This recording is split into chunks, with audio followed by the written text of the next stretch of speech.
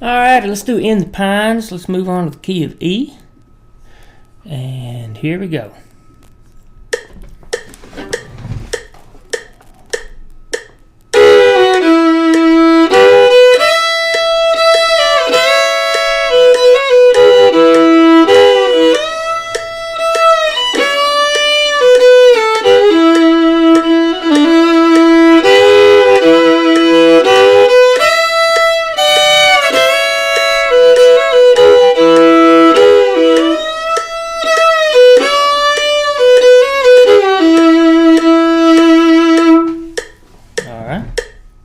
So,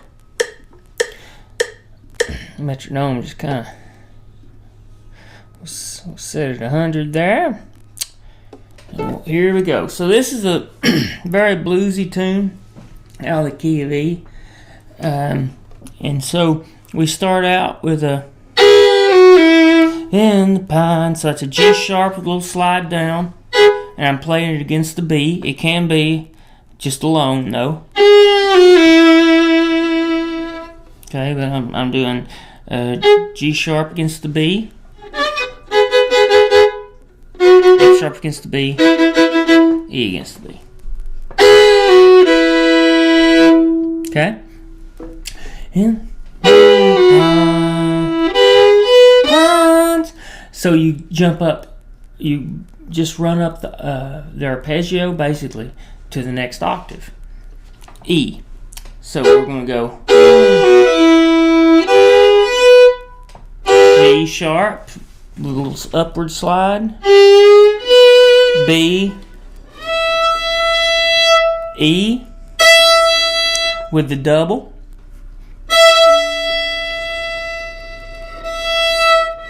and then here you can go by the flattened 7 of an E chord. So the 7th note in an E major scale would be a D sharp, and so you flatten that by half step, and that's going to be kind of your bluesy 7th note. So we're going to go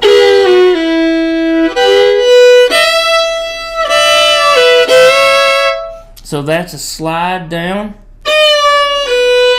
from a D to a C sharp, or so D, B, C sharp,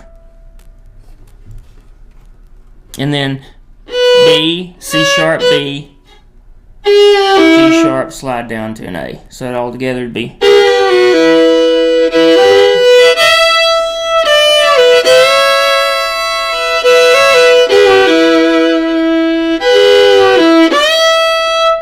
and so that's the same kind of lick that started the tune. Slide down from G sharp to an E, and then you can milk this 7th, flattened 7th, after you jump up to an octave from the E note to the E note. So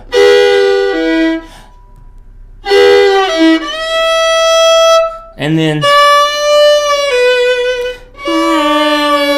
so slide up into that.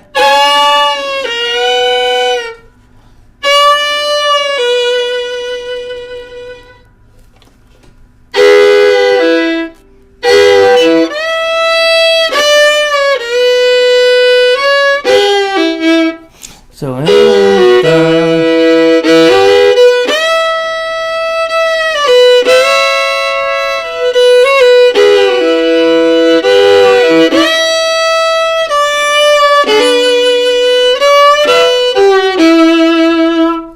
so you can do another little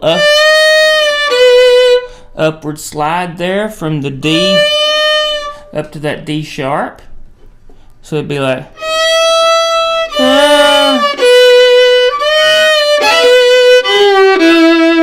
and just mirror that slide on the D string with your slide up just a little bit to actually catch that B or the D sharp, since you're in a B chord, B major, down to the B note, And then come over here and catch this G sharp.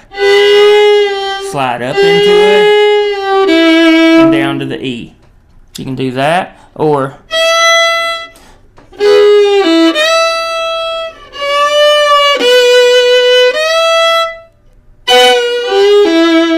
that's a fun lick too. Instead of going to the D sharp note, just go up and play an E. That's not in you basically start playing out of E before you get to the E chord at the end of the tune. But it gives a little bit of dissonance that's nicely resolved once the E chord comes around. So you could go, so the second half is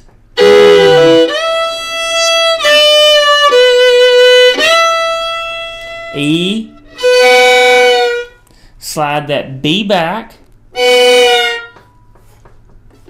and then you don't have to play an A note there, just jump straight over to your G sharp with a little slide up and back to the E. And I was also getting the fifth off on that B. That's a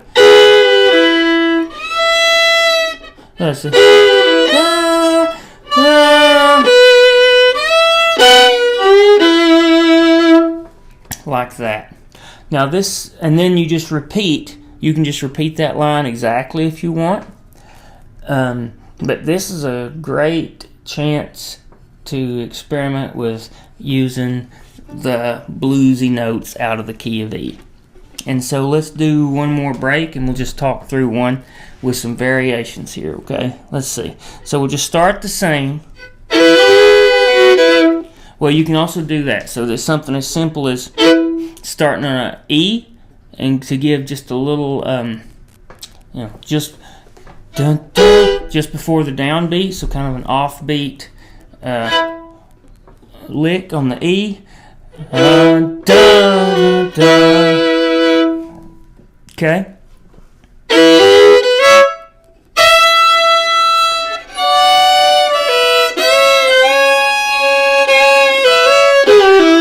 So we could do that. We could go.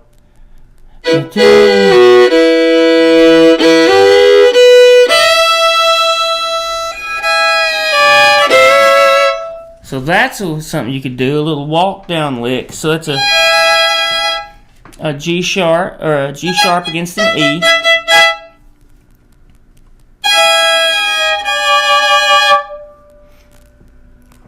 And then pull that E back to a D note, but leave this G sharp down. So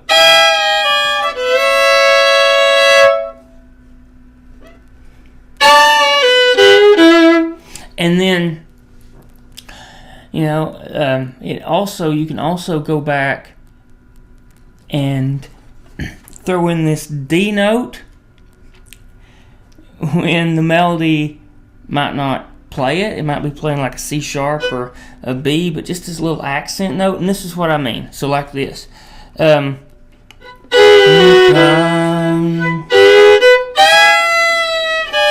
down. Sun never shines, right? But you could, and that melody would be right. But watch this. You can go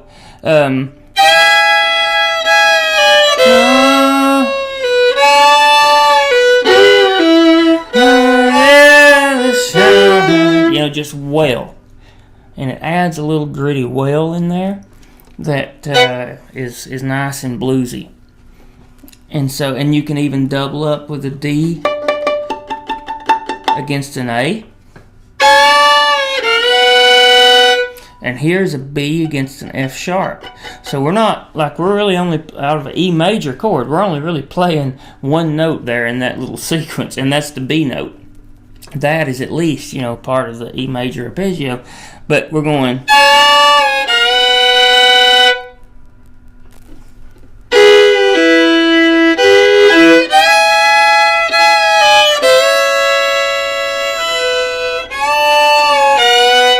Or actually, that's an A chord over that. And so we're not actually playing any of the notes except for maybe this D that's coupled up on this A here, but it doesn't even sound like it's an A, really.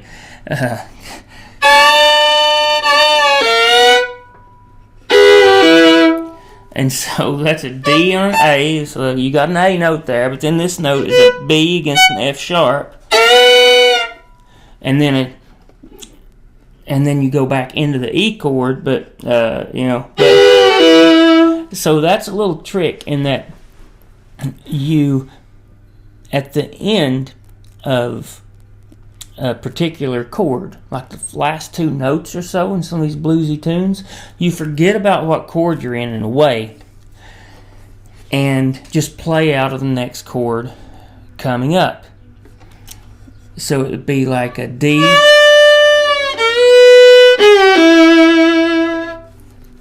and so although you're still in A,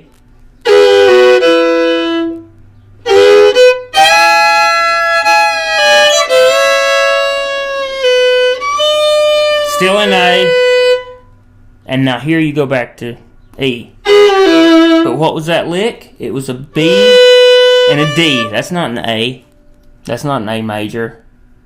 That's A major 7 with a G. That's not in there, right? And so what are we doing? We're basically just already playing in the E major chord and just using the flat and 7th there from our E dominant arpeggio. Right? We're using that D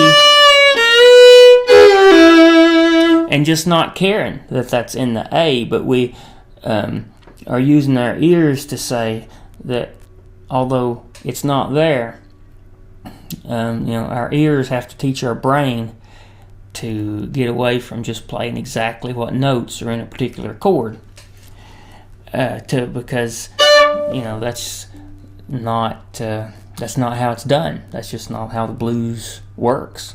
And if you want to sound authentic, you gotta let your ears guide in that case. Okay.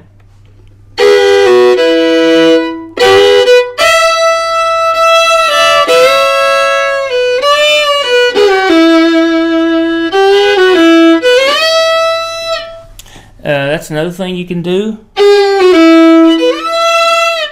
Work on, basically they're just little hammer-ons, like a really quick, 32-second run or something. It's just a... Okay? It can be a D note here, or D7, or D sharp. But you're wanting to get up this E note on that second half of the break. Like that. And so you can practice as long as you know your E scale. Right? That's just this part of it, basically as quick as you can.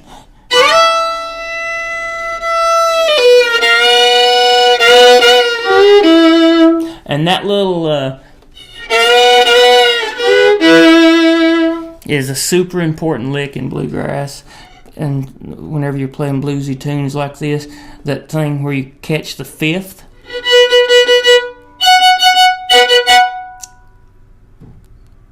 So whenever you're at the end of the tune, when you're in a 5 chord, in this case a B major chord, you really milk that B against the F sharp, and then the G sharp, okay, and then land on that E. Alright. Well, that's a lot for In the Pines, but it's really a pretty tune. It's actually, with just a little bit of modification of, the E major scale, using slides and the 5ths, you can start to really sound really authentic and cool pretty quickly. So I hope that's helpful. See ya.